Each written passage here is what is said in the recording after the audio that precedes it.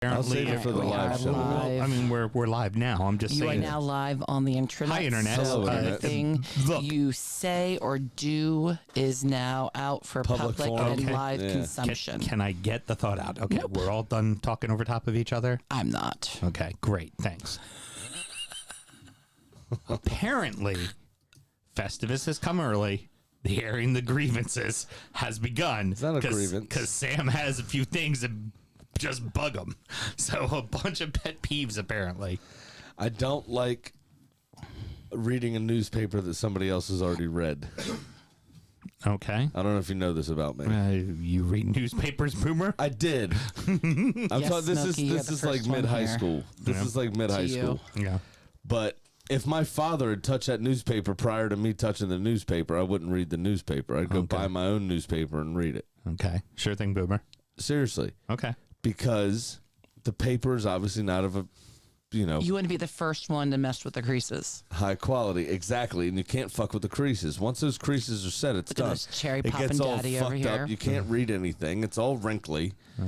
Some spots are wet from grabbing your coffee or tea or whatever, This and then same grabbing argument the Nick paper. Fuentes has about I don't like it. women. Clearly. Yes, because Graham's about to start doing a podcast in his basement now. I don't like it. I've done this podcast in the basement. What's the difference? Gonna be different opinions is what it's gonna be. We'll make more money. Maybe we should. No, Graham's going his 360 like SNL. I voted for you. Yeah, we were always on your side. That's it.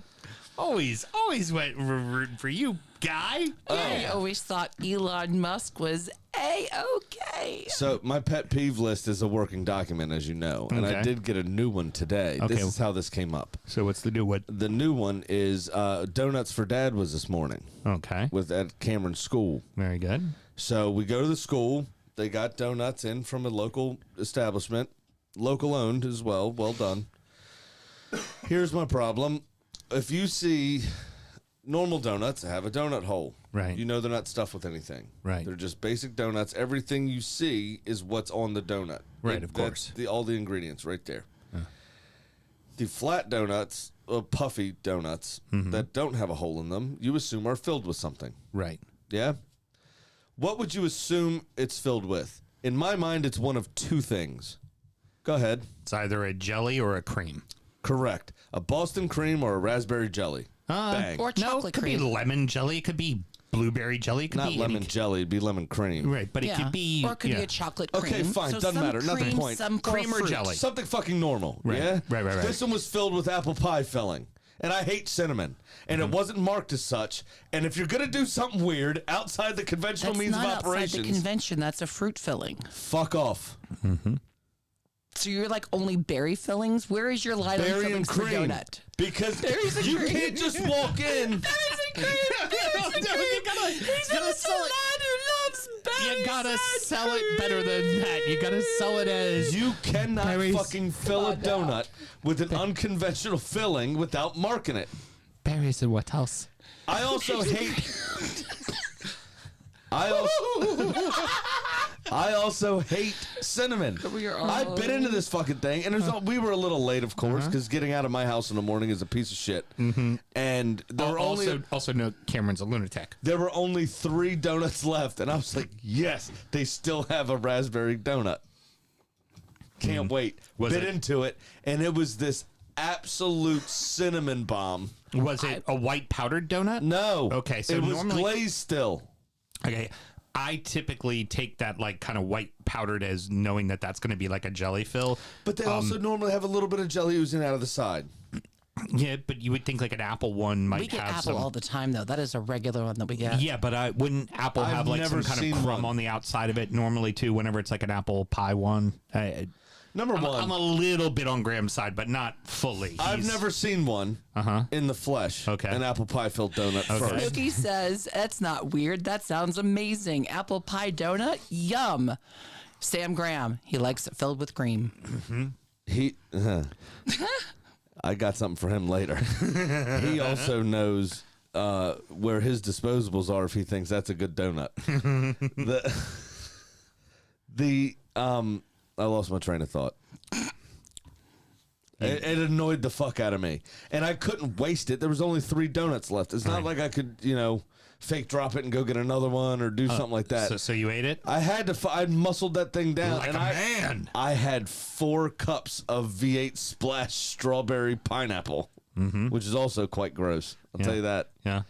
But it was better than the cinnamon-filled fuckfest that I had in my mouth. Did you like immediately go out to the car and smoke a cigarette? Oh yeah. I figured. I didn't even think I may have lit it in the vestibule of the daycare, like as I was walking out the door, just to get the taste out of my mouth. Too funny.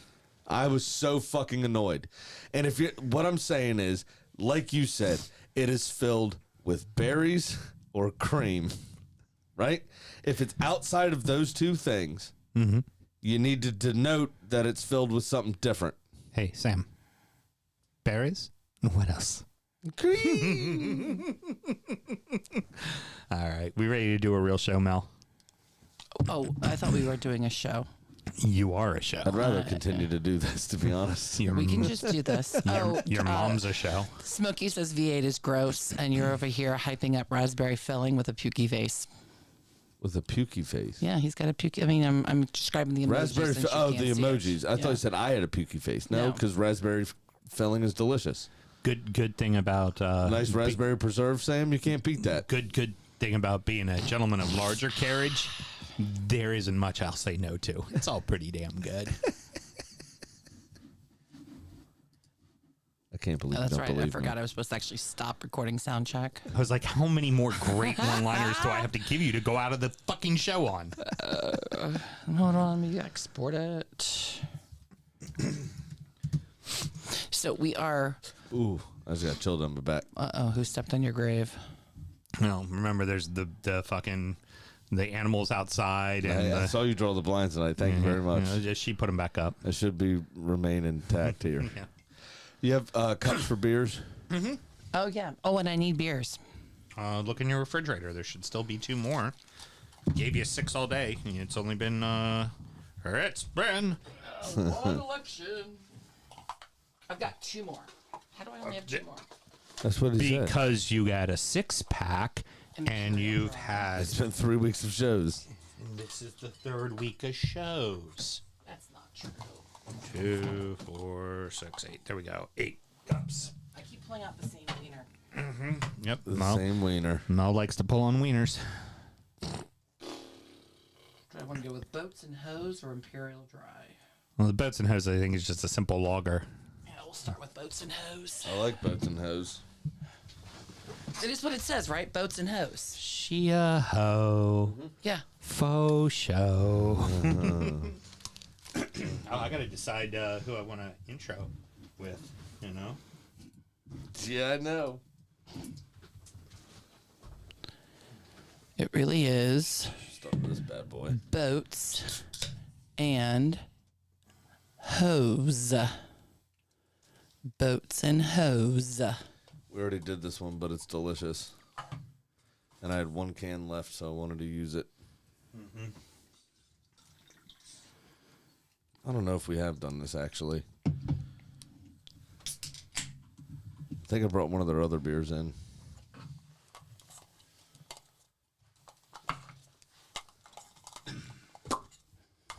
Do you want me to put my boats and hose for you in the fridge, hon? No, I'm okay, thanks. One. I snorted. She snorted. I wish I was snorting. So I thought that Commander Skins football team lineman did on that last play. Had a stripe on the sidelines real quick. He was so jazzed up. Gets in. Fucking all that rock hit. Yep. All right. Motherfucker. We ready to rock and roll, kids? Boats and hose. It's the Wall Street boat. I just like saying hose there, Schmokey. Just like saying hose there, Smokey. What? No. It's been a really hard week, okay? This is the first time I've laughed in 7 days, so let's not judge me, okay? Hey, that hard year for a white woman's about to extend. Since, 2016, you said it's been a hard year for white women? I think it was 2016. Yeah. All right, ready? Yeah. This is JB McConville, aka J Business. I don't have any allegiance, I'm just looking for the money. You're listening to the DU Football Show. But if you did have an allegiance, it might be this. In my way downtown, walking fast. I'm a seagull. Go fuck yourself. They lost again, man. I love it. That is 4 in a row. Yeah, You know it's the just- last time Manchester City lost 4 in a row, who was in charge? No. Stuart Pearce. No shit.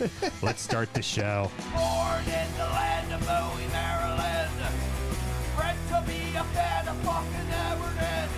Punch you in the eye and drink your rye. Sam Houston. Sam Houston? Arsenal fans have another Sam. AKA the fucking Gooner Graham. Smell the malort. Look straight in shorts. Sam Graham, hey. Sam Graham. Fucking United!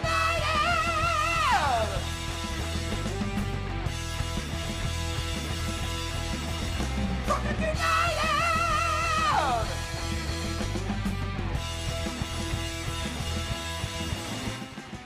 Hello and welcome to the DU Football Show, a totally biased recap of the English Premier League as told by two common American schmucks. I am your host, Sam Houston, and across the way from me, a little lad that loves berries and what else? My co-host, Mr. Samuel Graham. How you doing over there, Mr. Cinnamon Donut? Fuck off. I was so mad about that. Who's my little cinnamon donut? So pissed off. Not good.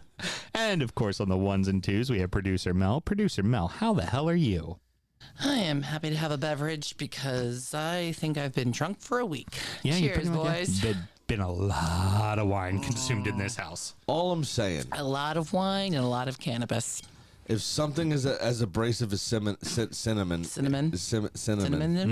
is on, I'm like Marcelo Bielsa trying to say Ipswich. That's your Ipswich. Remember that's your that? bragger check is whether you can say Ipswich. cinnamon straight. If there's cinnamon contained in something, it either needs to be visible so you know it's fucking cinnamon, or it needs to be flagged. That's all I'm saying. Huh? Maybe you need to be flagged. Sam, myself, the word credit at the TU Public House just outside the nation's capital. You can check us out wherever you get your podcast. That sounds like profiling. Should you want to chat with us, there is many ways that you can. Mr. Graham, tell the good people how they can get in touch. It is at FTA. Flagged. Yes, Get it yes, for I know. flying. Uh-huh. Excuse me. It's very serious now. It's at DU Football Show on all the social medias and DU Football Show at gmail.com to get in touch via email. And now he's serious. You know, I am toying with the notion of just walking away from the old X of Twitter. Oh, yeah. Yeah, it just didn't like.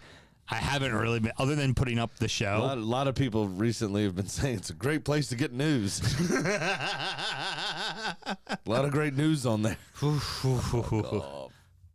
Sam, myself, both work in the wine and spirit industry and both have a deep, passionate love for all things distilled spirits. So as the red-blooded Americans we are, we vow to have a drink in our hand throughout this show and every single show. Mr. Graham, I decided to crack an oldie but a goodie that was on Whiskey Advocate's Top 20 of 2018. And a whiskey bottle you really can't find anymore unless it's an old dusty on a Yeah. shelf. So tell everybody what we're drinking tonight. And it's nice also, if you're interested in a quality piece of Trump memorabilia, get in touch via DMs. I've got something I'm not allowed to put on eBay. Knocking around the old house, the old liquor cabinet, if you catch my drift. Yep. Yeah. So let that go for a sweet 500 to any enthusiast. All right. What do we got here, Mr. Graham? Man. All right. So we've got Glenn. Probably should get the bottle, shouldn't I? Glendalough, 13-year-old. This is the Mizunara finished single malt. Mizunara being a Japanese wood that we will get into. 13 years in American oak barrels, finished in Japanese Mizunara oak puncheon barrels, which it doesn't give us a time frame. I think, if I remember correctly, you said it was finished about 6 months. Yeah. Or It's all so about 6 months. in Mizunara. This one clocks in at 92 proof. That's 46 by volume for those of you that can't do the old maths. It is fucking delicious. One of the things that makes Mizunara oak, and I'll let you get into flavor profile and everything because you know far more about it than I do, is Mizunara trees grow really funky. Yep. So it's really hard to make barrels of, so it's really rare to get a barrel made from Mizunara oak for that reason. And Is that right? Yes, and that wood is also very exclusively tend to be used for furniture making. It's also insanely porous. So to shove a bunch of moss in it and stuff like that to stop it from leaking, Right. it leaks like fucking crazy. So very expensive, hard to come by, hard to be produce staves, but it gives this amazing sandalwood aroma and it gives this lovely creamy mouthfeel to the whiskey that is just fucking delightful. Now, creamy or fruity? Creamy. Yeah. Specifically berry fruit. Or No, not berry fruit.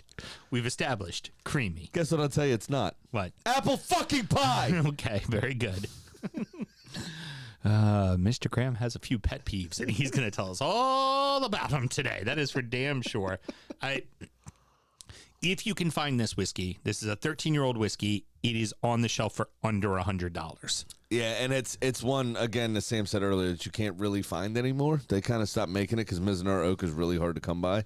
Buy it. If you see it, buy it. I have 3 bottles of it. We will show this again. That's one, our good friend Ken, who's a big whiskey enthusiast, I had told him, I was like, hey, you ever see that bottle, buy it. And he bought it. And he was like, that was fucking incredible. And he went out and bought a bunch of bottles of it too, because he's just like, I need to have more of that in my house. I owe Ken an apology also. There is a single barrel being released at one of my stores that I was going to have early access to. I still do have early access to it, but I haven't had a chance to be in the store since then. I was told that the owner wouldn't be there, and our orders are being emailed to us last week. So I thought I was going to pick mine up Thursday. I'm not. I'm going to try to get them tomorrow, but he's not coming back from said beach tomorrow. Now, we're being emailed orders again, but I will be in that town. Cool. So I might stop by and try to grab them tomorrow. If not, I'll definitely have it this Thursday. Cool. So I'll be able to But share they're it. holding for you, right? I'll be able to, yeah. It's not even released yet. They've got Oh, the okay. 50 cases stacked in their back room.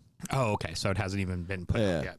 Oh, is this one of the ones they'll wait till Black Friday and release on Black Friday? Yep. Yeah, makes sense. It's smart. But they always give us up to 2 if we want them. So I think I'm going to buy both because the last one they picked of this particular brand was fucking phenomenal. Is this the OF? The OnlyFans one? Yep. Yeah, exactly. Sure is. Everybody likes the OnlyFans bourbon. Sure is. Yeah, the last one was fucking phenomenal. It was delicious. It was better than birthday bourbon, in my opinion. Yeah. It's really good. Yeah. And But this Glendalough is absolutely fucking phenomenal. So if you see it, buy it. Is that St. Andrew on the front, I think, isn't it? No. The Martyr. Do you remember? It's the Martyr. St. Michael the Martyr.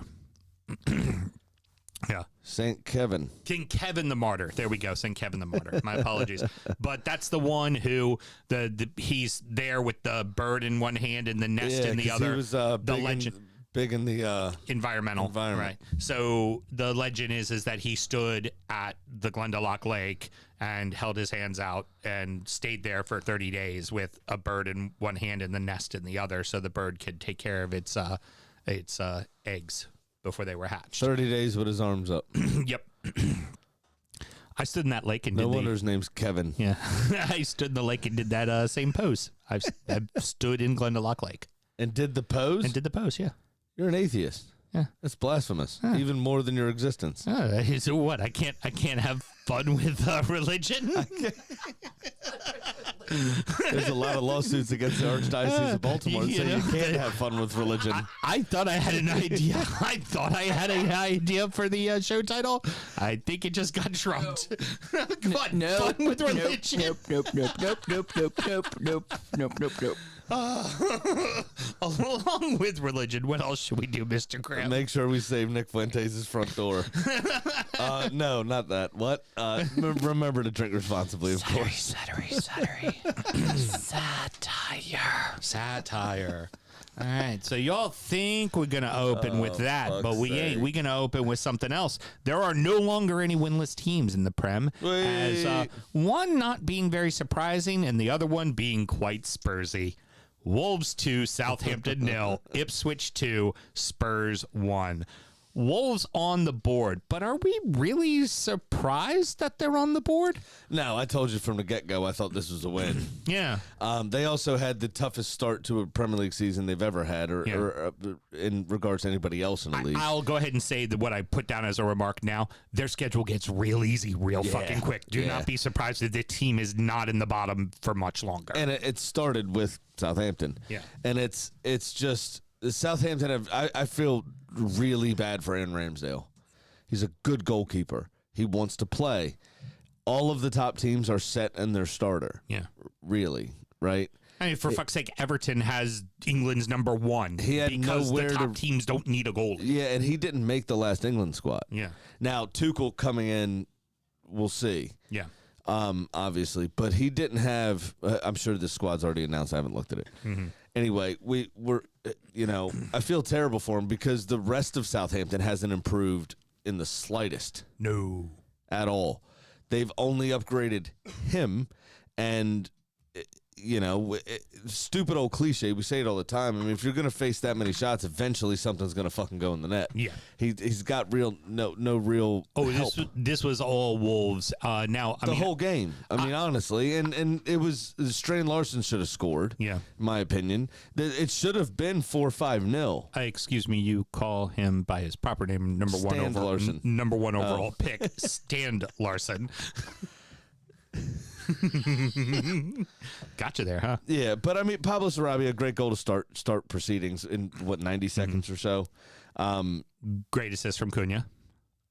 Yeah, big time. And then he scored a peach of a goal himself, obviously, to round up the scoring.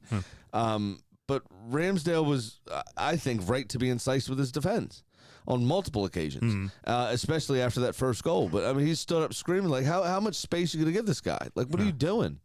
They don't take responsibility for themselves. The rest of that team is just absolute trash. VAR They would be ones to benefit from a new manager bump. VAR got it absolutely right with there was definitely a foul on the equalizer for Southampton. They got called back. There was no doubt about it. 100%. Yeah. And which leads us to pet peeve number one, the opening of the second half. We already talked about his lovely shot. What happened at the start of the second half, Mr. Graham? Cunha scored. Yeah. So Russell Martin's team talk clearly worked. Very quickly after the start of the second half. Impactful team talk. I can't stand it. I don't know what these players are doing. How could you not be jazzed up? Either he's the worst team talk giver ever, or y'all just aren't doing your fucking jobs. Exactly. One of the two. Yeah, It's absurd. I just don't understand how a professional can get off doing this. And it's happening weekly, multiple times a week. Yeah. I mean, this has now been something you have been talking about For 3 weeks. for 5 weeks. It's ridiculous. It's like, say you're a marketing person, right? And your boss asks you by Thursday at 3:00, I need you to have the newest commercial, fucking squares up, flip book. Show me what you got. Like, you guys, and you turn up with a bunch of pipe cleaner glued to a piece of paper. Right. It's like, what? That's not what I asked you to do. Yeah, exactly. What are you doing? Right. What's going on here? This isn't what I asked you to do. And I can't. I mean, I believe Russell Martin deserves to lose his job, but this is on the players. That soon after halftime is it's flat out on the players. There's no like two you ways said, about it could have been worse. It could have been way worse. There was no doubt in my mind that Wolves is better than what their record says, and I feel like they're going to get themselves out of their trouble. Well, the Sam Stradamus strike again, right? Yeah, pretty much. That's how we roll. Just wish we bet money like that. Now, for me, particularly, Russell Martin was a little too emphatic with that victory over Everton. I'm sure there was relief, but let's face it, at the end of the day, that was a lucky... They did a smash and grab in their own fucking building. How happy can you be with that other than the fact that you finally got a win? Right? You really can't be that proud of that because clearly the other team was way better than you. Yeah. And clearly the other team should have won. Yeah. You know? It just... 100%. Yeah. I mean, he should just go back to Coldplay and leave this football thing alone. Very good. Was this Ipswich playing well, or was this Spurs fucking off, or was this a little bit of both? A little bit of both. Yeah, because Ipswich actually played a hell of a game, and they walked into a tough building, and they went up 2-0, and they played well. But Spurs also, we talked about it last week, going 1-0 down is no stranger to them. Yeah. And they've come back at least half of the time Right. of going 1-0 down to win those games. Right. They just couldn't do it against Ipswich. I mean, it was joyous in the fact that Spurs lost, obviously, for me, just at a personal level. Yeah, you always love that shit. But Spurs played actually quite decent in the first half, I thought. That they had some chances. They, tried to do some things. But in the second half, as the game wore on, they just looked like they were fresh out of ideas. They were. There They was absolutely just were. nothing. Well, what's funny also is they almost benefited from your pet peeve. Dominic Solanke Very close. scored a quick one, but he kicked it off his arm and was unfortunate. And then they kind of lost their fire. Like, they got that, like, it took them a while to regroup again, finally get that goal, finally make it 2-1. So it just kind of, it was just silly, absolutely silly. Here's my bigger question for you. Is this the fact that their defense is so decimated right now that they're, They still had Christian Romero. They still had Udogie. Or is this Big Ange's tactics? Which one? Both. A little. Van der Ven's a huge miss. Don't get me wrong. Dragusin seems pretty useless, to be fair. I also think a lot of this is down to Son having a shit season. Yeah. That does play into it. And what worries me for him personally is he's been rotated. He hasn't played much in the Conference League, No. let alone traveled. Right. He's just kind of been at home, had a game here, a game there. He's been substituted a few times early. I don't think he's happy. Yeah. But his production is way, way, way down. And that speaks to Spurs' problems at the moment. Timo Werner had a chance to win this game. Back to his old self, Rosed just absolutely fucking skied the ball on a very simple chance, to be honest. Man, if Rosed shots counted for anything, he'd be motherfucking Pele. What he needs to do is fucking sign for an NFL team. Yeah, go be a kicker. He can't keep a ball down. No. Don't worry. He'll start. If he did that, he'd start kicking dribblers. That's true. Little daisy cutters. Just opposite of what needs to happen. Am I wrong in saying this was the lamest overhead kick I've ever seen in my life? No, not at all. It was pretty lame. It's exceptionally It's not lame. Rooney on the edge of the 18. No, Fucking it's not Rudy. Superman out, right? Like, yeah. Fucking 8 feet off the ground Yeah. with, his foot at point of contact. Well, Not- his shin at point of contact. Not Garnacho last year against Yeah. Everton. No, not at all. It's not. This was not good. It just kind of fell over, and as he was laying down, swung at it. So we both kind Good of goal, nonetheless. Yeah, we both agree that Wolves' win is a jumping off point. Do we think this is a jumping off point for Ipswich? I hope so, because they have looked decent. They've gotten a great return from Liam Delap. They've gotten really Sammy Schmadix has been the other bright spot. Yeah, because I fucking dropped him in fantasy, and now he's a goddamn goal scoring machine. Nice. Yeah. They've adapted to the Premier League pretty good. Muric has had his kind of mistakes and faults and stuff, but for the most part, he's been a decent enough goalkeeper. They've been in games. They have, I think, 4 draws already or something ridiculous. Yeah. 3 or 4 draws already. I hope this is something to build upon. It definitely should bring a ton of confidence. I mean, Tottenham away should be the 6th hardest game in the Premier League.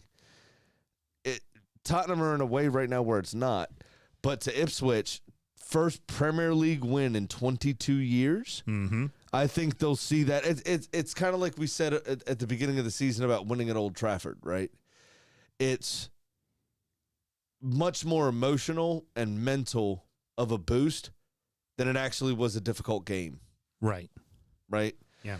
So for somebody like Ipswich, if this was even Brighton, they probably couldn't take as much from this.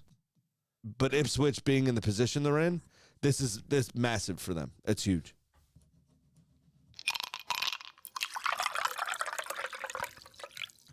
one big surprise at the battle for the top, one expected result, and one old rivalry reinstated. Brighton 2, Manchester City 1, Liverpool 2, Villa 0, Arsenal 1, Chelsea 1. City are losers of 4 straight and back-to-back in the league, Mr. Graham. First time they've lost 4 straight in Pep's career. Barca, Bayern, City.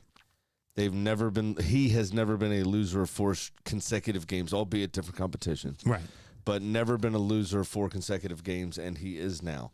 As I said before, the last City manager to lose 4 games in a row was Stuart Pearce. That was quite funny to have his name mentioned in the same breath as Pep Guardiola. Which is pretty good. Those were probably all in the league because, they weren't going very Europe, far in League Cups, and they sure as hell weren't in Europe. 100% weren't in Europe back then. But, yeah, I mean, Brighton, I thought were good value for money in this game, to be honest with you. They had chances. They pressed when they needed to press. They kept City kind of in the first gear. I mean, City looked like they tried to make changes. They looked like they tried to ramp everything up. But Brighton seemed pretty comfortable the entire time. Well, and eventually, City started to almost retreat into themselves. I was going to say, particularly the second half, undoubtedly, Brighton was far and away the aggressor. They were the better team. City was on their heels and did not have an answer. I mean, this was even more so than what Bournemouth did. They went right the fuck at them. I mean, hard at them. And by the end, seriously, City looked lost. Oh, yeah. I mean, it ended up them just kind of being, asses at the end. And we'll get to old Stay Humble in a moment, but it fell apart. Haaland scored first in this game, obviously, but he needed 2 bites at the cherry, which he doesn't often need. Yeah. I mean, Brighton had the first few chances of the game in general before Haaland did score relatively early on. I think it was 5-7 minutes, something like that, 15 minutes, something like that. But again, he needed 2 bites of the cherry. It wasn't a foregone conclusion when he was in that position. You're like, oh, yeah, he's going to score. And got a good deflection from the goalkeeper. Defender was running back, could have gotten to the ball. He did react well and ended up getting the ball in the back of the net. But you almost thought it was more luck than circumstance. And I thought Brighton they didn't let it deflate them. They just kept going and kept going and kept going. And then their subs. Their subs are your 2 goals. I mean, their subs 100%. Were directly impactful. That's huge for Hurtzela. I mean, that's massive. That's got to be that's a manager's massive boost of confidence right there. I changed this game with my substitutes. Yeah, and I saw what we needed. Pedro gets the first goal, which was just a perfect striker's goal, right? Like I am not going to be denied. I will figure out a way to get to this ball, and I will figure out a way to put it in the back of the net. And then he was the one who gave the assist for the second goal. Well, but we got to go back to the first goal. It was. I don't know what Simpson Pussy's doing there, but it wasn't great. That's his name. That's what we're gonna call him. I mean, that's how it's kind of spelled. I'm taking some liberties in pronunciation, but yeah, you don't say. Pussy. Okay. Could do that. Okay, some pussy. Give that pussy some flair, if you want me to. Yeah. I'm not sure what happened in that situation where I think it was him that fell on the ball. 2 other City defenders tried to clear it. João Pedro just kind of muscled through and kept tapping at the ball, not vigorously enough that the ref called a foul, but enough that he dislodged it from under S. Pussy. Yeah. And when he finally did, he lashed home brilliantly. I mean, it was a great finish. Ederson had no chance. Yeah, again, wasn't going to be denied. That was one of those strikers' goals where it's like, no, I'm putting this in the back of the fucking net. But then even they showed from the goal camera O'Reilly. And the first thing I thought to myself was, blimey, O'Reilly. God, so bad. It writes itself, man. It's a soft one. It writes itself. You don't get a full. Such a common phrase. Don't get a full snare roll. Come on. Sorry. All right. Only a little snail roll. Anyway, look at his look at his face as he's finishing it. He knows exactly what he's doing. He sees where Ederson is. Yeah. And the manner in which he finishes the ball is like one of the most composed finishes I've ever seen. Yeah. Just like considering that it was mayhem for him to get there. Yeah. You know? And he's had a tough time with injuries and everything else over the last couple of seasons, and he looks like he's coming to his own. Well, that's good and for City. Just conversely, as you said about the two subs, City's substitutions weren't particularly great. I mean, Bernardo Silva didn't play particularly well. I think I might have witnessed the first time Kevin De Bruyne straight just kicked a ball out of bounds. Yeah. Just like his passes were that errant. Now, the one thing I will say here for Brighton is if you can play the first half you played against Liverpool and the second half that you played against City together as a full 90 minutes, and you could do that every week, we'd have another Leicester on our hands, dude. Oh, yeah. Those two halves are such brilliant football from them. The problem was they weren't in the same game. Right. Yeah. But they could not have played much better in that first half than when they were up 1-0 on Liverpool, and they sure as heck couldn't have played any better than they did in the second half there against City. I'm with you there. Absolute domination. Everything went perfectly for them. Now let's get to old Stay Humble. At the end of the game, old Stay Humble decided to, in a tussle, continue to hold the defender's jersey and pull him up and get in his face. And it's like he's giving me Cam Newton vibes, right? Like whenever he's scoring and doing well, he's very chesty. The minute things aren't going well, he's petulant as fuck. Gets to be a petulant little fucking brat, isn't he? He's got big Bruno Fernandes vibes. Oh, yeah. For now. Oh, right? Yeah. Chasing the referees down, screaming in their face.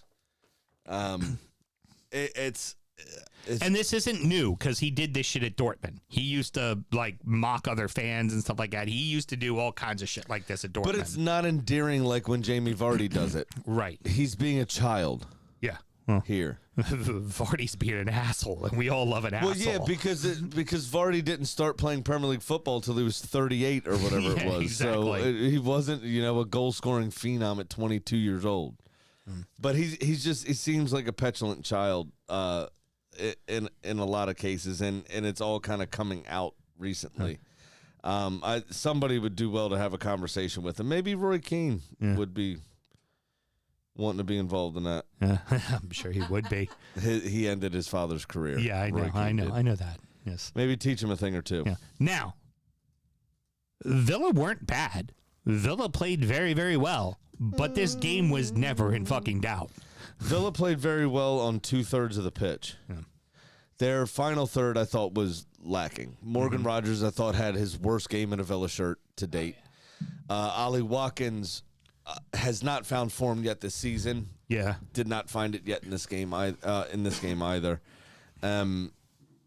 Liverpool, I think, have been the recipients of City and Arsenal trying to do too much, and they've just gone. They've not won a game, I don't think, by a greater margin than 2-0. Is that correct? I can't think of a game they've won like 3. They haven't had an emphatic like 4-0 win. No, the 7-2 was the last time we beat Liverpool a few years ago. No, that was you beating them. Yeah, I'm saying this particular season. I don't think. Just wanted to bring up the 7-2. I know. That was. I don't think Liverpool beat a team by 2-0. More than 2-0. I think it's just been professional job after professional job. Let's just sit back for a second, see what they're all about, and then find our openings and professional job, get out of here. They weren't spectacular, Liverpool, by any means. And Villa were quite good through their defensive third for the most part. Their midfield was excellent.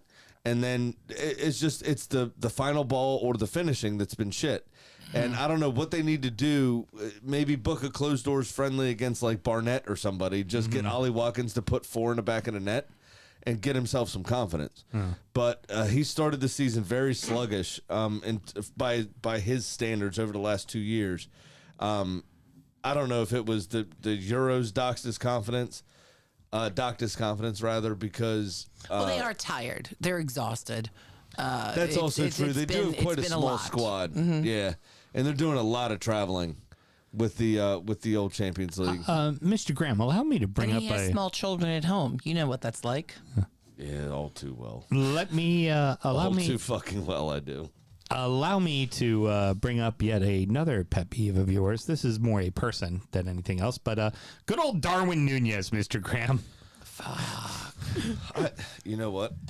You're gonna wait while I pull this up. Okay, well, his goal was a fucking dandy. That's for damn I'm sure. gonna tell you the exact stats. I'm not gonna fucking. Okay, well, while you look that up, why don't we go ahead and well, no, I just want to let you know I specifically poured you the pumpkin spice malort. Oh, thank you. Because it's basic white girl season. No. More important I don't have my affinity scarf. I'm sorry. From last Tuesday, actually, Mel, white girl mistakes. I wanted it to give a second sting. You know what? That goes into my loss. We lost to Liverpool. At least it wasn't Ipswich. Ipswich. Yeah. How you feeling about old pumpkin spice? It's been a while since you've had it. It's the worst. And I like cinnamon. And I like pumpkin spice. So Fat Mob gave him a 7.9 because he scored a goal. Well, he had 3 shots on target. He had 2 off target and 1 blocked. He only scored 1 goal. He was 14 for 16 on passing, which is sub 90%, which for a top level player is atrocious. His XG, I guess, was 0.4.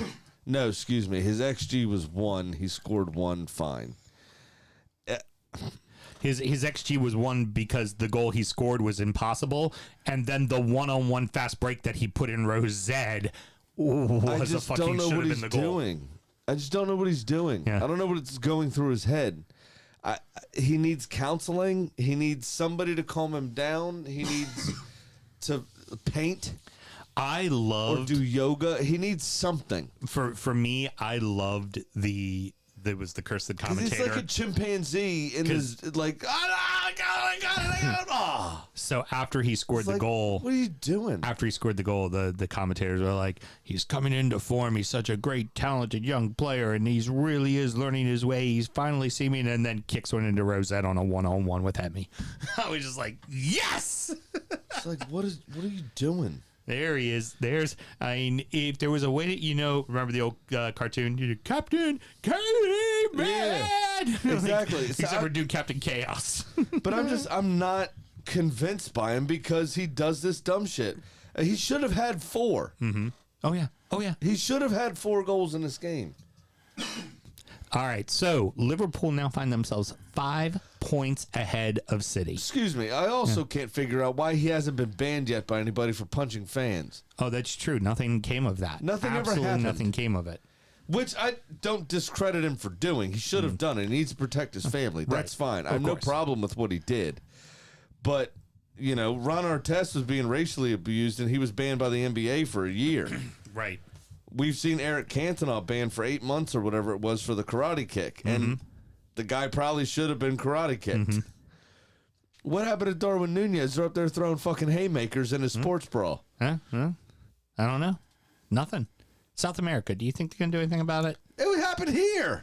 Should have been arrested. They'll let them get away with it. No, we had a labor government. But it's Sumbul. It's Sumbul who did it. So who hosted the tournament, even though it was in America.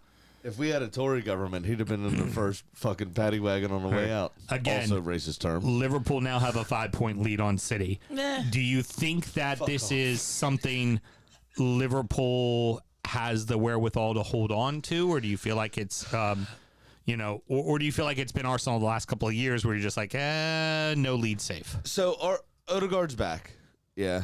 We're not talking about you. I know. Just we're going to talk about you in a moment. Listen to what I'm saying. It's literally the first word I have written when I talk about your game. I know, but for context, it's important.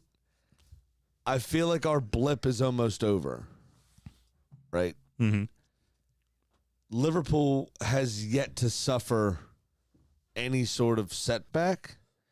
When they do, I wonder how they deal with it because we haven't seen Slot brilliantly, to his credit.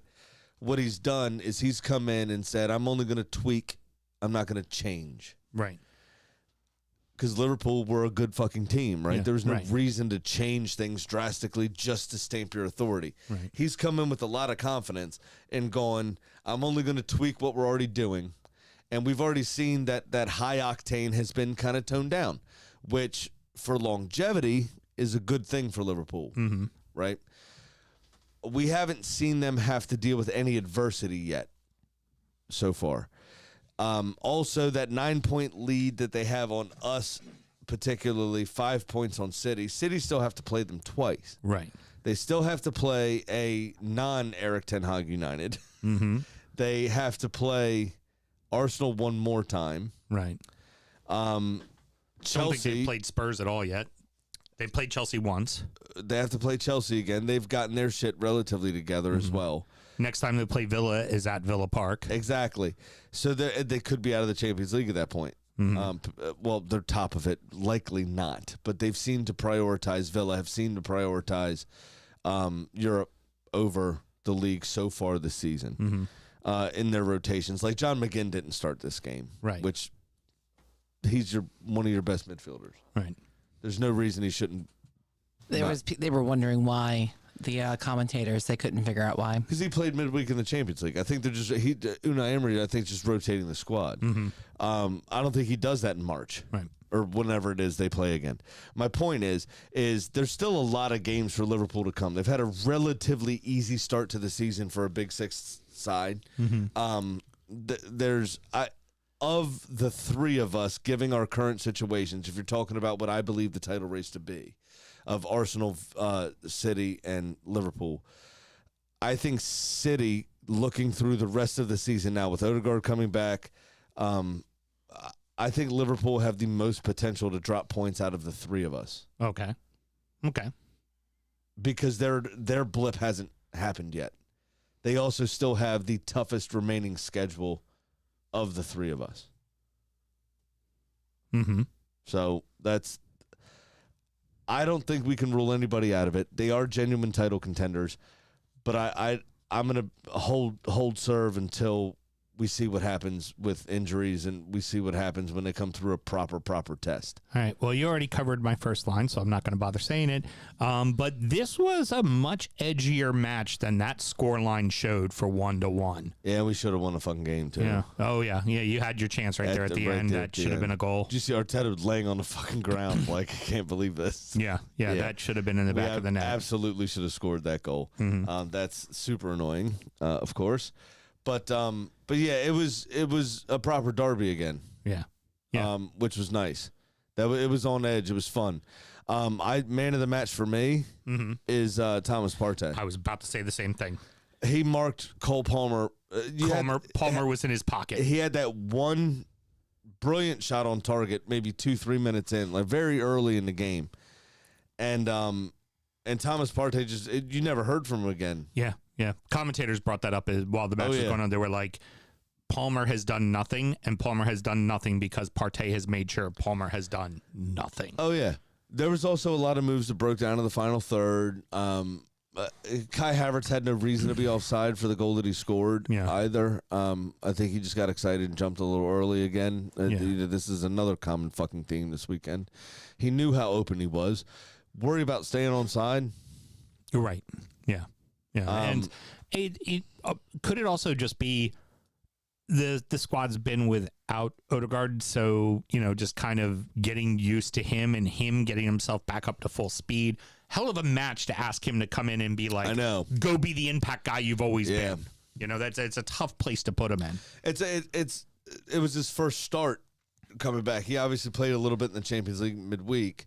5-6 minutes, I think it was. This was his first start, and it was a big game. And he played all fucking 90 minutes. I mean, he gave a good account of himself as well. He got the assist. He was a little rusty. You could tell there was a few balls that he normally connects on passes, or the timing in which he presses was a little bit more spot on. Kind of previous to the injury. But he was good. I thought he was still good. And I think you'll see him gain form quickly again. it does wonders for his confidence, stepping right back into the team and getting an assist.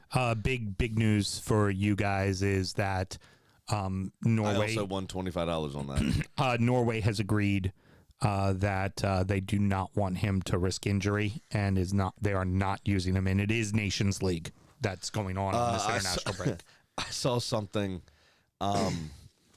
that said 8 England players have withdrawn. Yeah, Saka is one of them from the squad. I know. Yeah. Well, he came off in this game. Yeah, as well.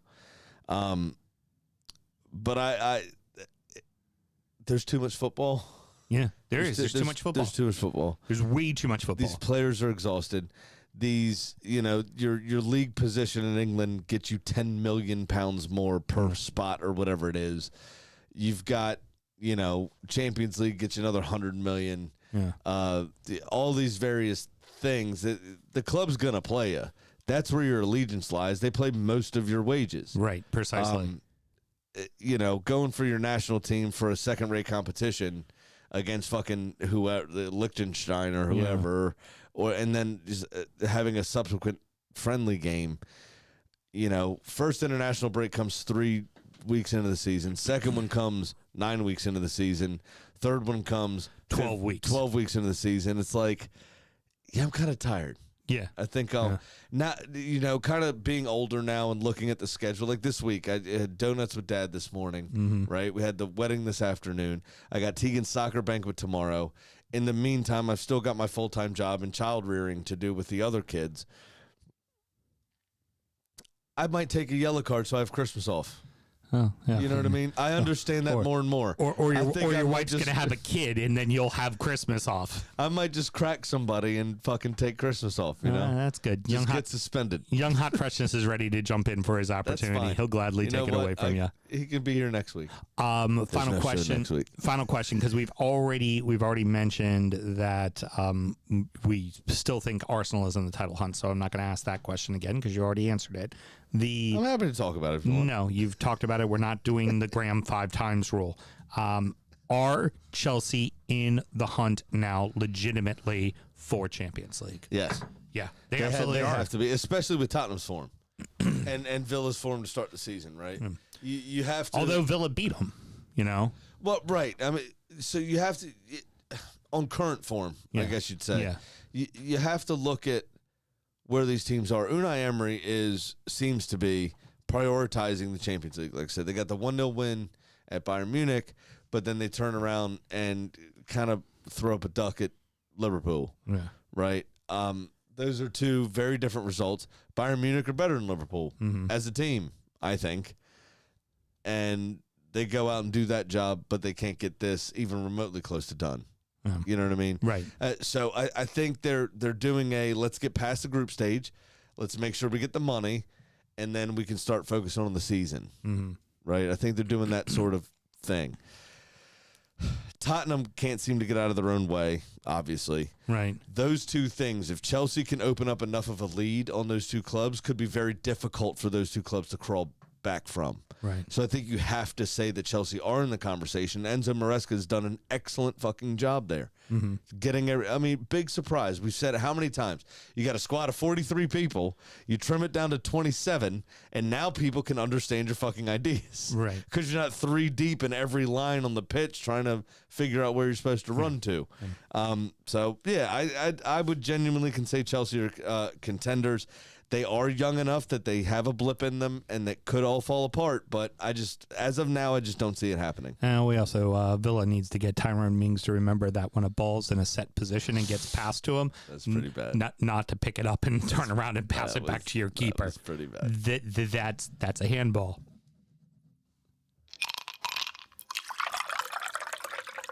Rounding out the rest of the league, and so that happened. Brentford 3, Bournemouth 2. That could have led the show. That could have led the show. It honestly could have. Fulham 2, Palace 0, West Ham 0, Everton 0. That could not have led the show. No.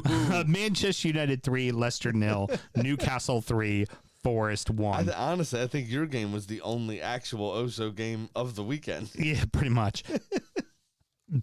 Great fucking match. This was Brentford and Bournemouth was a great fucking match. This was a proper Barclays advert. Yeah. Yeah, it was just a great game. It really This was. was a Barclays advert, this game. It was absolutely brilliant. Semenyo had his first clear-cut chance 40 seconds or so into the game. Inside 2-3 minutes kind of thing. Yep, right away. And Flecken was equal to it. I mean, just phenomenal save. Just right for the day. You're like, oh, I get tucked into this. We're ready. Let's do I'm this. excited. Both of them are up for it. But then, what a back pass. What are you doing? Yeah. What are you doing? He wasn't even under pressure properly. No. Nah. He said, "Now let me pass him. Evan Elson." Oh no, wait, he's not on my team. Oh shit! And he finished very well. It was such a good game. Gotta say, Evan Elson too. Credit to him as well. Really seems to be kind of getting the hang of the Premier League pretty quickly, which for young Brazilian strikers isn't always the case. Normally they kind of need a year to get their feet. He's figuring out this league real fuck quick. And I would not be surprised if, because the type of ball that Bournemouth plays, I could see this guy with 10 goals at the end of the year. I could see him as a double-digit guy. What I worry about for Bournemouth, though, is I'm not sure they'll be able to hold on to him. To be honest. No, I mean, they probably don't. Especially when you look at how poorly, in my opinion at least, hype versus reality, what Endrick has done at Real Madrid. Not saying Real Madrid's going to come in for Evan Elson from Bournemouth, but how poorly he started the season, and how good some of these sort of fringe outside people you don't really know about, have started the season. With their respective clubs. I think you're going to see some of these kind of fringe players only get a year at these stepping stone clubs. And then these bigger boys, not necessarily Real Madrid, but some of these bigger boys go, oh, fuck, he's actually the better one. I'm going to take him. And Bournemouth's now going to make £60 million on him. Yeah. You know what I mean? So let me go ahead and reference one of your pet peeves.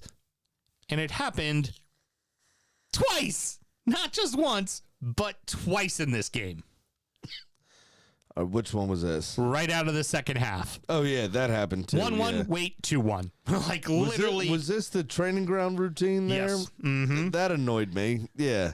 A near post goal as well. Yep. I think from Kluivert, which also pisses me off. First The D were at first Brentford scored, and then turn around and Kluivert got the because they went to 1-1 and then 2-1. Literally within. Oh, that's right. Yeah, Wiesa got his header. Yeah, Wiesa had his header. Yeah, that was flicked on, and he just headed it back from where it came.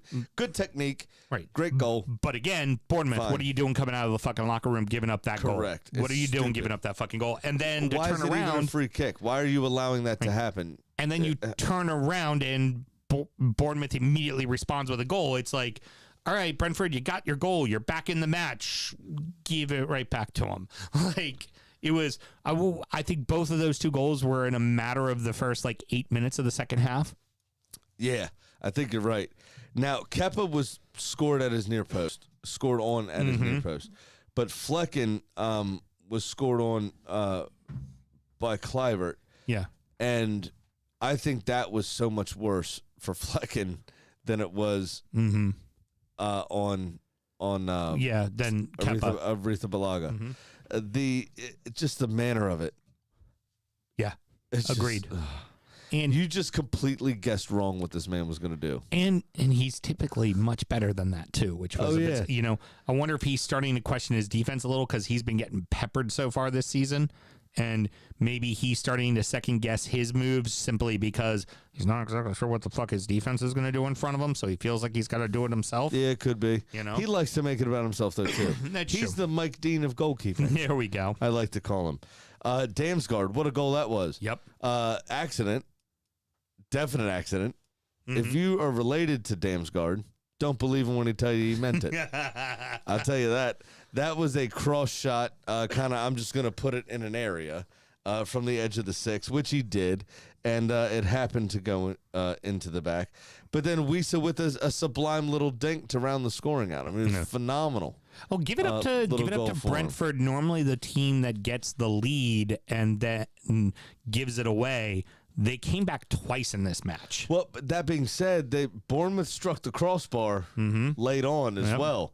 Very easily could have given it away had that been about a quarter of an inch lower. Yeah, absolutely. But, just a phenomenal advert for the old Barclays. As I said, it's just what a good game. End-to-end stuff, exciting. There was everything. There were good saves in the game as well. I mean, both keepers made good saves. Oh, phenomenal advert for the Cottagers, not so much for Crystal Palace. Yeah. This was one-way traffic. The Fulham dominated this match. It could have been a lot more than it was. It really could have been a lot more than it was. You want to know the first line I wrote for this in my notes? Please. No as a big problem. It was horrible. I mean, Palace started okay, but there was nothing clear-cut in those opening few minutes. Fulham defensively were able to hurry up Mateta just most of the games, able to put him off in pretty much everything he was trying to do. But Fulham did begin to grow into the game for a little bit. Never really conceded a ton of chances after that. Those opening 6-7 minutes were done. Fulham pretty much took control of the rest of the game. Yeah. To be completely fair. Agreed. Now, good news. That being said, Mateta did have one ruled out for offsides as well, but good news for Palace in this regards. Obviously, is everything with, much like how Wilf was back in the day, and with Elise gone, he is everything to them. But two major names back on the bench, which means they'll soon be back in the lineup again with Chris Richards and Decore. Decore is massive for that team. If they're going to battle their way out of being in the drop again, because they're right back in it because Ipswich got that win, Decore is going to be the key to it. Absolutely. But for a team like Fulham also, we got to say, I mean, and this, because obviously it's a relationship to my club, but I'm not saying it for that reason. This goes towards any top six side. Namely, I'm talking about the prisoners at Chelsea. Mm-hmm. It's all fun and games and a great payday while you're sitting at the big boys on the bench doing nothing. You became a professional footballer to play football. Yeah. Go play football. Go play football. Look what the Arsenal contingent did in this game. Yeah. Reece Nelson, Emil Smith-Rowe, and Alex Iwobi were fucking phenomenal in this game. They've been phenomenal a lot lately, too. Go instead of being a medium fish in a giant pond, go be a larger than average sized fish in a relatively small pond. Yeah. Yeah. Go try your luck. Go take the reins. Go play football. Go play football. Just go do it. Yeah. Yeah. Go fucking play. Fulham are reaping the fucking benefits. Absolutely. I mean, Emil Smith-Rowe's been a godsend to them by my estimation. I mean, he's got goal involvements on 12 goals or something this season. Whether it be scoring it or assisting it. More than that if you include hockey assists. Yeah. Right? The pass before the pass. Yeah. Alex Iwobi, like I said, was excellent. Reece James started stinging the palms of Reece Nelson. Reece Nelson, I mean. What did I say, Reece James? Yeah. That's the other West London club. Excuse me. Reece Nelson stinging the palms of Mel's boyfriend, Henderson, or Nicole's boyfriend, Henderson. Yeah, do you know? A couple of times in this game. I mean, and then you've got players like Adama Traore coming off the bench. I mean, that's as good as I've seen Fulham since Clint Dempsey was there. Yeah, they really look good. They really do look good. They're well coached. Wish you held on to him, I'm sure. Yeah. It's just a good deal. Oh, speaking of former coaches from you, did you see Frank Lampard? Which I'm sure we'll come on to on our next show. Yes. Has a new job. Do you does EFL, which you can find on this feed whenever you get your chance. We do stream that show as well. Trying to do a plug, Sam. Okay, good. That's it. So we'll be talking about old Frankie Lamps on the next show there. I would be remiss, and I'd be a hypocrite if I did not do this when it happens to my team. Mr. Graham, Everton and West Ham played a professional football match in the English Premier League this weekend. Yeah. I'm going to say this bit, and then I'll let you, because I see there's only a few sentences on your description, and it's really all it needs. I felt like Everton had better opportunity. It seemed like they had the ball more and create more, but they couldn't do anything with it. West Ham had very few opportunities, but the few they had were great shots, and Pickford made great saves. And that's the game. That's the entire game. Yeah, pretty much. For a 0-0, this did eventually become a bit entertaining because there were chances. But large stretches of the first half weren't included in the highlight package because I'm assuming that nothing really happened. Everton had the ball a lot. 2 to 4 minutes, and then it jumped to like 38 minutes, and we lost like a whole 30 minutes in between, 38 minutes in between. Everton would have the ball a lot and would like take a shot that got deflected from outside the box and get a corner, and then promptly do nothing with the corner. Or Everton, like Njai would get out wide and get fouled, and there'd be a free kick, but they do nothing with the free kick. So it was constantly like Everton's dictating the narrative in the first half. They look like they want to do something, but they didn't actually do anything with it. And then with some of the injuries they have, the only thing they could do to impact the game was put Beto on for Calvert-Lewin and bring on Harrison. They had nothing else they could sub in. Like, for instance, Jared Bowen had West Ham's first effort on 44 minutes. Yeah. Oh, yeah. It took them till the end of the first half, and then they had 2 really good opportunities with Bowen and Antonio. That's legitimately, they had 5 shots. Pickford had on target. Pickford had 5 good saves. That was legitimately the match in a nutshell. Right. So I do have to ask you one final question about this. Do you think Dean Henderson could have done better with Fulham's 2 goals? Because I think he could have.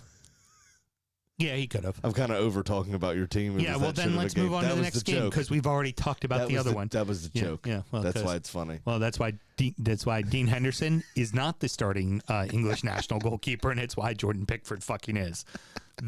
I even told you, I was like, make your daughter watch his saves because those are worth. I was like, his footing, his instincts, Fair how enough. he like that. I was like, that shit you need to watch if you're a young keeper because that man had himself a hell of a game, and it was a dog shit game. So everybody, let us light a candle and sing a hymn for the end of the Ruud van Nistelrooy era. Well, they've been decent. Greatest manager in Manchester United history, undefeated. All he did was get wins, baby. Wins and draws. Did not take a loss. The last 3 weeks, I guess, 2 weeks, whatever it's been, he's been a decent replacement. I don't think he's actually affected the game too much, to be completely honest. No. The players are starting to play, which is, again, fuck you for not playing before, you fucking spoiled, entitled millionaires. Fucking do your goddamn job. And the sad part is they will do their job until they decide they don't like this guy. And then they'll stop doing their job again because it's what they've done every single season since Sir Alex has no longer been there. What I don't like about Bruno Fernandes was everything about this game. Mm-hmm. He was excellent in this game. Next week, he'll do more running, chasing after the referee than he will on the pitch. Yep. And he'll be crying a majority of it. Yeah. And that's what I hate about Fernandes. You have this talent. We can see this talent. You turn in this performance once every 3 months. Yeah. Just do it. Just do it all the time. Do your fucking job. It annoys the piss out of me. It's the Luis Suarez thing, right? He is one of the most prolific goal scorers in the history of the fucking game. But he can't help himself without dropping N-bombs and biting people. Right. Like, he can't help himself. He has to do the fucking the bullshit. Dumb shit. And you're like, can't you just score fucking goals and be an incredible fucking player? And how about Garnacho finally working out that quarter of an inch? I feel like it's been like the last 6 games in a row. He's had that exact shot and hit the crossbar, got it tipped out, got, just wide or whatever. He finally figured it out and had that lovely curling effort to score his goal. That was pretty good. And then, of course, there was an own goal. For once for Leicester, though, positive news, it wasn't about face. Yeah, it was the other central it was defender. the other guy. Yeah, it was the other center back. So don't worry, again- center back's going to get it done there for Leicester, giving up them own goals. I feel like professional job here. It was fine. It was the perfect antithesis to the Ten Hag era. Comfortable win. Let's get under Amarin and let's go. Hopefully for Rude, he gets his gig in Amarin's administration. Yeah, gets that big dunk job, like big dunk got for Carlo. Yeah, like get something. This is the guy Because he's been pushing for it by himself. Yeah, this is the guy that's gonna kind of keep the mentality of the club, remind these players what it means to wear the jersey of playing for Manchester United. For Manchester United, exactly right. The Foxes are falling quickly, and now they're only ahead of Everton because they've scored more goals. Like, I keep this feeling was not a vintage Leicester performance. And Leicester is going to continue to give up goals, which that goal differential is going to come into play big time. Yeah. Big time. Whereas you see Everton with Branthwaite back, they're starting not to give up goals. This is now multiple 0-0s, and like you said, it's not sexy, but it's points shutouts. it's points on the board, and it's no goal difference change. And when you're talking about Palace, Wolves, Ipswich, Leicester, and Everton, because I think Southampton's a foregone conclusion. The next person I'm worried for is Glasner. Yeah, but those guys, like you look at that and you go, Leicester, you give up way too many fucking goals, man. Way too many goals. And this is the start of the season. It is only going to get harder and longer. And their schedule, they're about to hit a tough spot. Now, they're fortunate in regards to some of these other teams. Like Everton's December is a fucking murderer's row. Like they might get out of there with 3 points with Wolverhampton. That's it. Tops. Yeah. And Wolverhampton, by that point, will be in stride, and we'll have won a few. We play City, Chelsea, Chitty, Bang, bang. We play the Derby, we play we play Chelsea, we play United, and we play City, all in the month of December. Yeah, well, And Wolves. City's a foregone conclusion. Yeah, that's a W right there. Easy. I mean, everybody's winning that game. Rack it up. Curly W right there, brother. Forest strike first, but you know what? And it wasn't Chris Wood for once. Yeah, He's Newcastle. actually the smallest fucking guy on the pitch. Newcastle respond in the second half, especially because they did something you don't particularly care for. Another early goal. Yeah, right at the start of the second half. And that set the tone. After that, Newcastle went, we got this. So how these two teams have been over the last, 14 months or so. It was a pretty boring fucking opening deck. Oh, yeah, definitely. Murillo did score finally on 21 minutes, but that was the first proper chance in my opinion. And I'm not even sure it was designed that way. It looked like he stole in at that near post. I think that ball was meant to go a bit further than it did. Just happened to find his head. But he's one of the words, Graham. Valuable fantasy points. Oh, yeah. But one of the smallest men on the pitch, obviously getting a header. It was a good ball from Alanga, nonetheless. It put it in a danger area. His boys got to it. The others didn't. So you can't really beat that. But that was the stripe that Newcastle needed, right? That was the nose candy that got them invigorated was that Murillo goal. Yep.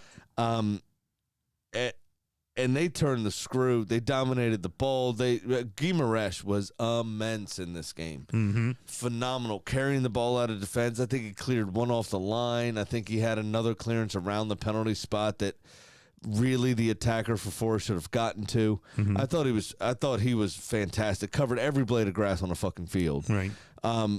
But Newcastle, for large parts of the rest of the game, were pretty fucking comfortable, man. Yeah, they really were. This game, this is talking a little bit with Shorebelly, one of our big Newcastle supporters. He was like, it was convincing. That was nice to see. We haven't seen that yet this year. Yeah, like where they just went and took it fucking to them. But this was, like I said earlier about kind of Ipswich beating Tottenham, right? Newcastle Arsenal has been a bit of a rivalry over the last couple of seasons. Obviously, a little bit of controversy with the VAR stuff. There, the bowl of wasting time at the Emirates the first time we played under the new regime and all that kind of shit. It's become a bit of a rivalry, right? Despite Odegaard being out, you're playing the aura of the Premier League runners-up. Right. You're playing the aura of this pseudo. It's obviously not a derby; they're very far apart. But this pseudo rivalry game, we kind of hate each other over the last couple of years, kind of thing. You get that 1-0 over the line, you're now got that confidence. Doesn't really matter if we don't have Colin Wilson or Alexander Isak properly. Although Isak did play and scored in this game, but you start to worry a little bit less about some of those things. Right. And you go, you know what? We actually, you start to get that swagger about yourself again. And I Suddenly think they're in 6th or 7th because Tottenham's not playing well. Exactly. And I think that kind of swag carried over into this game because this, to me, had draw written all over it. Oh, yeah. Well, we thought it was going to be an ugly match. It ended up being an ugly match in the fact that it was one-sided, not what we thought, which was going to be kind of a dogfight because one team's starting to find their form and one team's been playing out of their skin. And it was really an ass whooping. Exactly. Honestly. But so obviously being so ahead of schedule, making the Champions League, right, that first season, then being disappointed, not making Europe at all this second season, you kind of just sort of trying to relate some things. You said Tottenham aren't particularly playing very well. You have Ipswich beating them. That could jumpstart their season. That gives them the confidence. Look what we did away from home. We've been a tough out for Newcastle. We lost to them last week. Right. Then they turn around, and this thing that had draw written all over it. Yeah. They had two tough-nosed teams. Don't take no shit. Not going to be easy. And Newcastle turning a performance like that off the back of, we just beat these cunts 1-0. Yeah. You know what I mean? Yeah. Those sorts of things are sliding doors moments for a season is what I'm trying to say. Yeah. I guess. Absolutely. And I don't think this result happens had Newcastle drawn us last week. So you're welcome, cunts. Sure money. It's not anymore. It's just not. I lost again. Yeah. $1,000 down now. I was going to say, we both lost. I'm 0 for 10. We both lost in the same match because both of us took Bournemouth. Yeah, Fulham hit for me, but Bournemouth missed. Yep. So I am still to the good $306, Mr. Graham. Big Sam's Lock of the Week. But that's it. That means I'm one bet away from equaling you then. The way you bet? No, you aren't.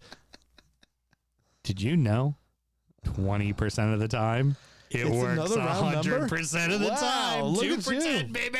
Yeah, look at you. Nice round numbers. We will do like we've done off each international break. You will see our bet on TikTok. Absolutely on that Friday. And then you got to wonder, am I pooing it or not? What you do, yeah. What you don't One know. of them I did. What the best part is what you don't know is when Sam has goofy decimal points and stuff to his percentage of wins, he texts me first and goes, "Can you tell me how to pronounce this? I've never seen numbers like this before." Yeah, right. Nice try. Nice try. We've already established I giggle to myself, so apparently I comprehend it, huh? Yeah. All right, well, that's going to wrap it up. Mr. Graham, any parting words? Yeah, sadly I do have parting words. There was a person in the stands at Sheffield Wednesday this week at the Steel City Derby, the Sheffield Derby versus Sheffield United. Could the photo be photoshopped? Yes. A lot of the comments seem to be some people know this lad and he's the type to probably do it. But basically trying to taunt opposition fans with a sign of "Where's Baldock?" George Baldock, who just recently passed away, Sheffield United legend, passed away in a very sad and tragic solo swimming incident at his home in Greece. He was a Greek international. He moved out there to play for, I believe it was Panathinaikos, if I remember correctly. But again, we had this problem with Southampton with that Spanish player that was The airplane thing, yeah. going down in the English Channel and all that kind of stuff, and then Southampton fans doing the airplane motion in the stands, mocking them for that. We had a Sheffield Wednesday fan with a sign that said, "Where's Baldock?" Mocking the Sheffield United supporters and mocking the tragic loss of a, by all accounts, decent fucking human being. Just don't do it. Yeah. Just stop doing it. It's not okay. We try to get away from the bullshit by paying attention to sports. Yeah. We don't need you to infiltrate this safe space with that stuff. This is for normal bants. This is for normal just fun. It's for normal passion. It's for getting behind something that's not going to betray you, or at least you don't expect to betray you. Some clubs have betrayed their supporters, but it's, for the most part, this institution of football has been going for a very long time, and we try to use this institution to get away from shit like that, and you just fucked it by doing that sort of shit. And it's just sad, and that guy's a fucking cunt, and just don't be cunts, and It wouldn't be that hard. Yeah, it's not hard.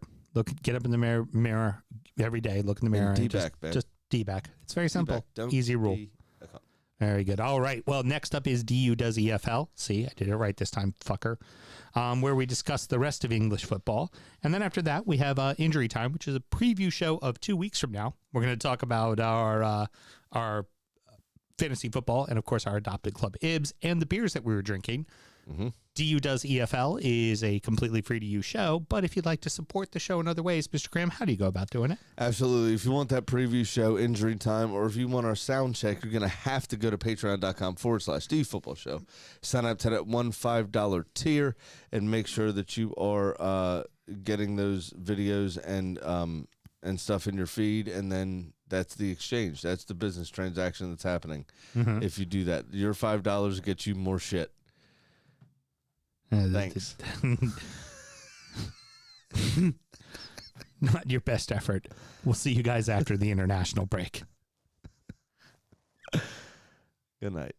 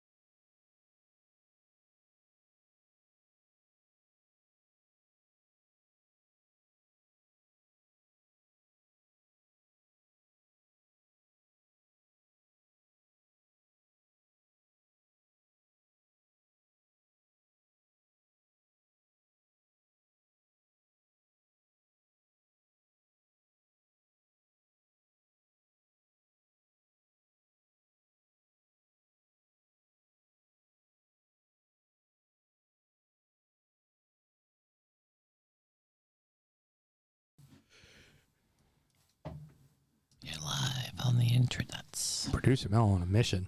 She's like, ready to go. She's like, you two motherfuckers stop talking. Well, she didn't have any caffeine today. She also found both weed pens. What? Huh? Exactly. Yeah. Berries and what else? Berries and cream.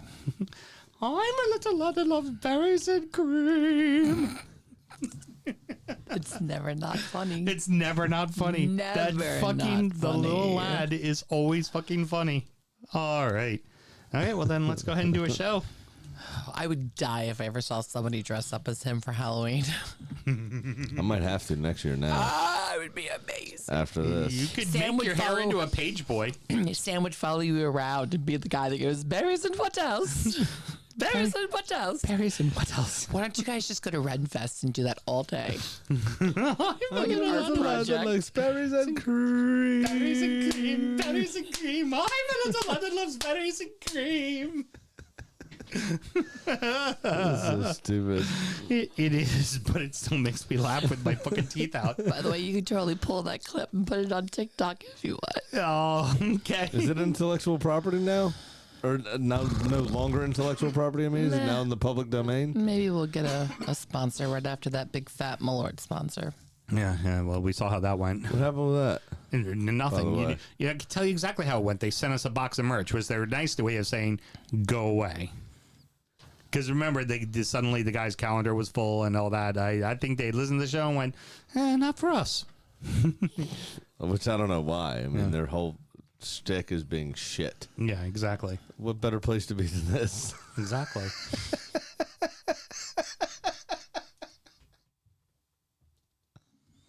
I'm ready. Mr. Graham, hide your all-you-can-eat buffets. All right. Old Fat Frank and the Wizza gonna start fucking up the championship. Yeah, for real. No Nope. shit. No. Fat Frank's back. Yeah, Frankie I know. Lamps. Oh, no spice bag is gonna be safe. Oh, not in the Gonna fuck up slightest. all the curry. Coventry City. What an interesting choice. Let's start the show. Born in the land of Bowie, Maryland. Bred to be a fan of fucking Everton. Punch you in the eye and drink your rye. Sam Houston. Sam Houston? Arsenal fans have another Sam. AKA the fucking Gooner Graham. Stump of a lord. Looks great in shorts. Sam Graham, hey. Sam Graham. Fucking United!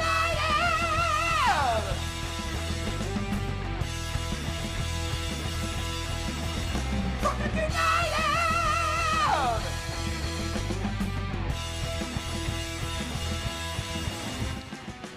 Hello and welcome to DU Does EFL, a completely brief bias recap of the rest of English football as told by two common American schmucks. I am your host, Sam Houston, and across the way from me is Mr. Samuel Graham. How are we doing, sir? Doing very well, thank you. And of course, on the ones and twos, hopefully not so quick draw McGraw like she was last week, and actually lets me get through the progression of the show before starting to already start Championship Corner. Producer Mel, how you doing over there, Producer I'm Mel? doing good. Yeah, I wasn't hey, bitter about Sure that. Billy, how you doing? Wasn't bitter about that in the re-listen at all. Not one bit. Nope, I was perfectly Yeah, I'm fine sure. about it. I'm Yeah. sure. Yeah, Definitely not. You're also not- one to let things go Yeah, easily. so all the time. I am even Fuck's keel, sake. dude. I am even fucking keel. Fucking mute button.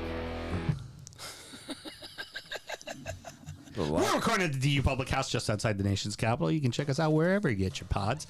And, of course, streaming live every single Monday night. Should you want to chat with us, there is many ways that you can. Mr. Graham, tell the good people how you can get in touch. Absolutely. It's at DU Football Show on all the social medias and dufootballshow@gmail.com to get in touch via email. That is DU Football Show, Yeah. in case you're wondering. Very good. I've been told I say it too fast. Okay. Very good. Who told you that? My wife. Oh, all right. Oh, your wife sound checks you. No, she doesn't at all. I asked her if she had any marketing things that she could do. She said no. Said No. stop saying shit so fast. We're drinking the exact same shit we drank last show. So let's get right into it. Championship corner! I've fallen and I can't get up. Oh, no. Look at her, right on time. Excellently executed, producer Mel. Well done. Gold You star. realize he doesn't know this. I know this. All right. It's 50-50 whether he's going to come to me and be like, oh, Producer Mel, how you doing? Have to come up with something fucking witty to say. It was 0 for 7 seasons, I guess. Keep the silly to this side of the table, okay? We've got this. We got the silly under control, okay? You're doing just fine over They there. say that every great man has an even better woman behind him, which is why everybody thinks you're shit. Oh, thanks. I appreciate it. Keep the silly on this side of the table. I like it. That's a good saying. Yeah. Well done. We open with the Sheffield Derby as United beat Wednesday 1-0. And with their victory in the midweek, the Blades have moved into second place. Leeds lost to Millwall, but won over the weekend. And then Burnley and West Brom drew each other. And so they sit at 4th and 5th for the table. And then Watford rounds out the rest of the top 6. There's a lot of old names in here. I really enjoy being at the top of the championship. That's exciting to me to have Wednesday back in the mix. You've got, obviously, Sheffield United I could do without, preferably, but Millwall being thereabouts. Like I like sort of these clubs being up and around it. Yeah, just for them nice to have fuck it off people- before the end of the season, which is what they will do. Yeah, but they're giving us hope right now. And going into the very busy Christmas period. And I did mention it, but Sunderland's still sitting in first place currently right now, too. Yep. But very, very exciting to see some of these people sitting around town. I do want to say one thing real quick. Did you see the Millwall fans, I think it was midweek last week, they did some sort of light show at the Den.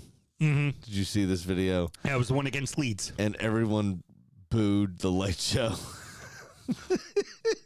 And the Den made their feelings known about it. So what is it, a fucking concert? Yeah, stop doing that fancy pants shit. We're here to brilliant. We are here to watch football and fuck people up. That is what we are here for. If you can't find that video, find that video. It was just two seemingly men about our age, maybe a little older than us, just complaining about the light show. It was brilliant. And then you can also hear, obviously, the full stadium's boos and everything else. It's fantastic. Like the Don supporter doing the we're fucking losing to Port fucking Vale. Yeah. Shut up. Fuck you. Love it. Proper I love lower everything. league. It's so petty. It's brilliant. A lot of time for that. So, unfortunately, Pompey lost 1-0 to Plymouth, and it was in the 82nd minute. And other than that, it was a completely even match. So, Wait, Plymouth scored a goal? yeah, Plymouth actually scored Oh a my goal. God, they actually won a game. Yeah. But they turned around and they rebounded, and they got a nice win over Preston, and they are now finally out of the cellar, which is now owned by QPR. Good. I feel bad for QPR, to be completely honest with you. I have no qualms with that club, but I just want Pompey to do well. Well, good story for Pompey. Colby Bishop, a gentleman who had some heart issues, and we've seen that happen quite a few times here recently. We remember Luton last year, and of course Christian Eriksen comes to mind. Back 3 months after surgery and recovery and everything, scored a penalty.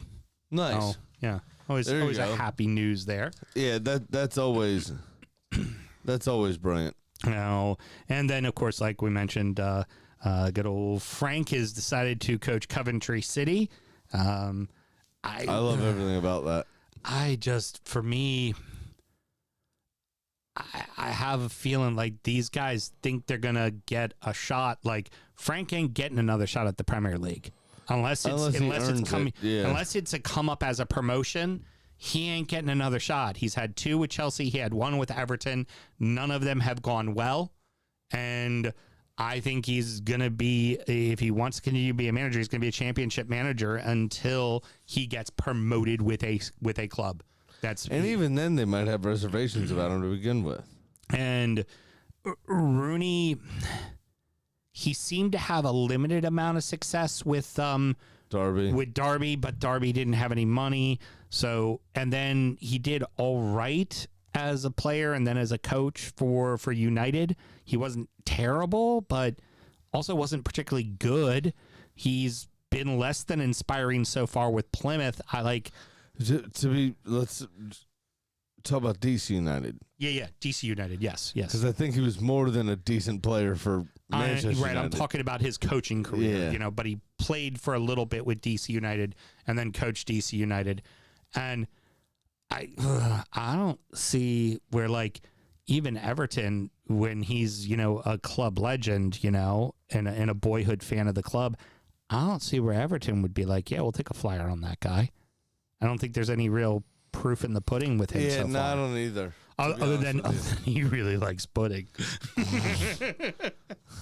And this coming from a big boy. Oh. Somebody like us at the club that works there likes to talk a lot. They're like, I could chew the fat with that guy. Yeah. It's like, he's actually going to chew the fat, though. yeah, he is. Yeah. Literally chew the fat. Yeah, as a fellow gentleman of larger carriage, but at least I'm also of larger stature. Yeah, he is. Weighs about the same as you do, but he's about a foot and a half shorter. No, so good.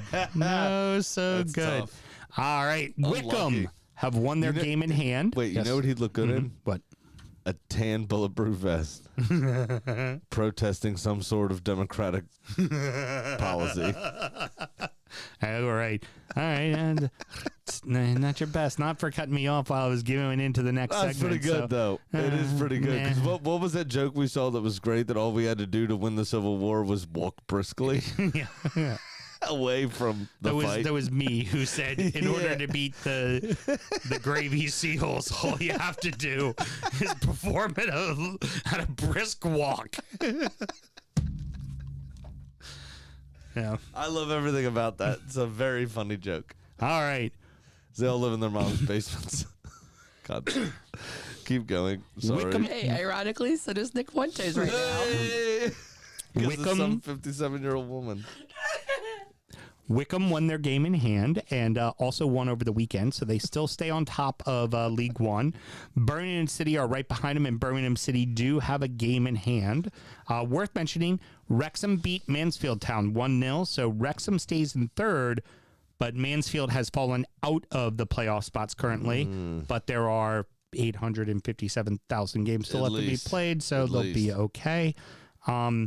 And I like Birmingham City doing well again. Yeah. That's good. But Wrexham, I mean, what a story, man. Every week I'm amazed that they're still right there or thereabouts. Yeah. Back-to-back promotions is always difficult to deal with because the money doesn't actually hit the accounts in enough time to get the shit done you need to get done. Right, precisely. So the fact that they're still there, I mean, it feels like Ryan and Rob have found a good coach, a good core, a good spine. They add here or there because there's no talk of PSR with them either. Yeah. I mean, they're just doing brilliantly. And I love everything about it. It's a good story. As we learned on the show, too, you have to spend a ton of money in the National League to get yourself out and hope you get yourself out. And if you don't, you're fucked because you're going to... Could you way overspent. Yeah. And then you're going to bottom out and find yourself in the Southern or the Northern League because of it, which you see happen quite a bit. And again, just the brilliant business moves of like putting the show in the team's name so all the revenue goes to the club coffers. Right. Got like that kind of stuff where they wouldn't be able to necessarily fund the club per se, under these current rules and stuff. Their celebrity, like that. Their celebrity also gets them very good sponsorship as well, course, which is helpful. All of that works out very well. Now, I will say the fair thing is all the way to 11th place are only 3 points out of 4th place. Right. So it's still all to play for, obviously. Right. And mentioning two of those teams that are in and around it, Reading and Bolton are both currently sitting in the top 10 in 9th and 10th, respectively. Bolton got a win, Reading got a draw, but still not, you know what? For Reading, just keep getting as many fucking points as you can right now. Yeah, absolutely. I mean, again, we've talked about it. January could prove quite difficult for Old Reading Football Club. But seeing Bolton kind of in touching distance is huge. We very fond of Bolton from the early days of our Premier League experience. And they don't deserve to be in League One, in my opinion. Looking at the bottom of the table is, remember, 4 teams go down in League One and 4 teams go up in League Two. You have Crowley Town, Cambridge, and Crowley's one of the teams that just got promoted. Cambridge is a team that's been between League One and League Two a bunch. So is Shrewsbury Town, who's in dead last. But one that's been pretty much stead in League One and occasionally the championship is Burton Albion. Yeah. Yeah, good club. I mean, I'd like to see him back in the championship, or back in stay in League One. Yeah, stay in League One or back into the championship at some point. They've been kind of around. Actually, quite funny. Burton Albion and Shrewsbury Town. You know, they kind of have those extra teams on FIFA. Mm-hmm. They were always kind of included back in the day. Oh yeah. And I did do a season with Shrewsbury Town. Nice. In my career on FIFA. I never did Burton Albion, but they were there back in the day. Mm-hmm. And you know, a lot of these obscure kind of lower league teams you never really find, especially with limited access to British media and stuff, you know, right. as we were coming up in yeah, of course. in our footballing fandom. But just because of FIFA, they were always kind of ones that I was on the lookout for, you know. And finally, League Two, Aki thumped Chesterfield 3-0 and have moved into 18th place. So kind of, you know, some distance finally for them. I mean, it's still only 5 points, but it's a lot better than dead last, which is where they were a month ago. Oh, yeah, for sure. I mean, they're still in the relegation zone, but... Now, Morecambe also got a win as well. I just jumped ahead of it, but they're now only 2 points away from safety. So they're right in and about it. Now, back to the top of the table, Port Vale are still on top despite losing to your hated Gillingham. You just don't deserve to go up now. So there's a guy Losing on to Gillingham, there's no reason. a guy I watch on TikTok, footy critic, and he goes around to all the lower league sides and he rates the stadiums. He goes to like fucking 7th tier and shit like that, right? Yeah. And, calls it the tipple on tap for the beer and shit non-league burger and Nice. does all that. He was at Gillingham and he called them the Gills. So he fucked up. Yeah. So I was like, I thought it was the Speaking Gills. of lower league food, Mhm. we've recently become aware of a Buckfast pie Yeah, no shit. in the East League of Scotland. Yep. That is me getting my vein prepared for all that Buckfast gravy goodness in there. We may have to reach out to one of our cohorts in jolly old Scotland and try to get a bottle of Bucky sent over so I can try me hand at this pie. I know a few about a year ago because we have somebody that's a friend in the business that Bucky was trying to get over here to the United States and start doing distribution. So I'm gonna do a little looking around. We might be able to get it maybe it's in like a market like New York and we can have it mailed to us. So, you know, be a hell of a note that we got to pay $20 for a fucking, you know, $8.50 bottle of Bucky. But I'm okay with that because never doubt our ability to get something. I would like my cousin in Glasgow to send us some shit. That'd be nice. It'd be very nice. But yeah, it'd be good. Rounding out the rest of the playoff spots, you got Wassail, Notts, Doncaster, Crew, and Dons have shot up because remember Dons were down near the bottom of the table at the start of the season as well. Oh, it's MK Dons, right? Yeah, MK Dons, who we don't like, so they can at all. themselves. So that's fun. Yeah, no, we want them to not be in the playoff spots. Absolutely perfect. All right, so that is going to wrap it up. Mr. Graham, any parting words? No, just don't call out accidentally dead former players. Yeah. Well, you know what? Somebody Sheffield that'll be Wednesday, yes, someone that will certainly be probably officiating in the lower leagues of English football is it Michael Cote, the referee in the Premier League. Coot? Yeah, that's it. Yeah, talking a little shit about Liverpool and Klopp publicly. I didn't see this. Yeah. I didn't see this at all. And now I don't think that's his name because I think that's David Coot. Yeah. Coote. Might be two E's, not sure. But he said that Jurgen Klopp. David Coot. Yeah, Jurgen Klopp's a cunt, which he's not wrong. But you're a professional referee. You're not allowed to say that, mate. So Don't say that. Yeah, 2 hours ago, the Guardians posted David Coot has made a fool of himself, but worse, he's undermined referees. Yeah. Just outright. Yeah. Did you see David Coot was suspended over anti-Liverpool remarks? Yeah. From the Associated Press, which you know what? I haven't seen it on X yet, so I don't know if this is real. Quote, Klopp is a fucking cunt, is what he did. Oh, really? Yeah. Again, not wrong, but also, you're a professionally paid referee. Let's not, come on now. Didn't David Coot referee one of the Arsenal red cards this year? He might have. I'm not sure. I might play the rest of the season under protest. Yeah, well, yeah, because that's. He may have some similarly held feelings against Arteta. Yeah. You don't know. He's a United supporter. He don't care about Arteta. Well, no, Arteta, no. Yeah, It's the biggest rivalry ever. He doesn't care about Arteta. There's something here. Where there's smoke, there's fire. The whole point is he's going to be coaching the lower leagues, which is the tie-in to this show. So, all right, everybody, next up is injury time, where we're going to preview 2 weeks from now action. We're going to talk about the beers we've been drinking. We're also going to check in on our fantasy teams and our adopted clubs. Should you want to support the show, Mr. Graham, how do you go about doing that? I have something else to say, but I will say that first. It's at DU Football Show on all the social medias. DUFootballShow@gmail.com to get in touch via email. That's not what I asked for. If you want to support the show, Well, I'm that's just you doing a secondary you're trying plug. to spin around and cover. Doing a secondary plug. You fucked up, and I'm pointing it out. Anyway. You pointed out if I fuck up. You I fucked can up. always do a second call to action if I want to. No, you can't. I chose to this time. Yeah. That was a conscious choice, I'm sure. It's the football show at patreon.com. Now you've got me fucked up. Got him, coach.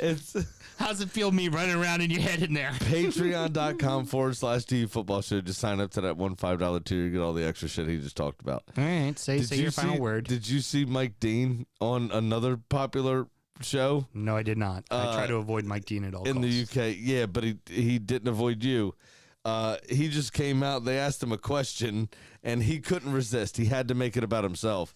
They asked him a question about a yellow card that was given, and he was like, "Do you think this should have been a yellow card?" And instead of being like, excuse me, instead of explaining the decision like he's meant to be doing, he just kind of went, "Yeah, I mean, it's probably a yellow card, but the first one's free, innit?" What? It's just like, and then this stuff about Coot comes out. It's just like, all of y'all are just fucking, y'all know what you're doing, do you? Terribly unprofessional. Till we get back from the international break. Good night.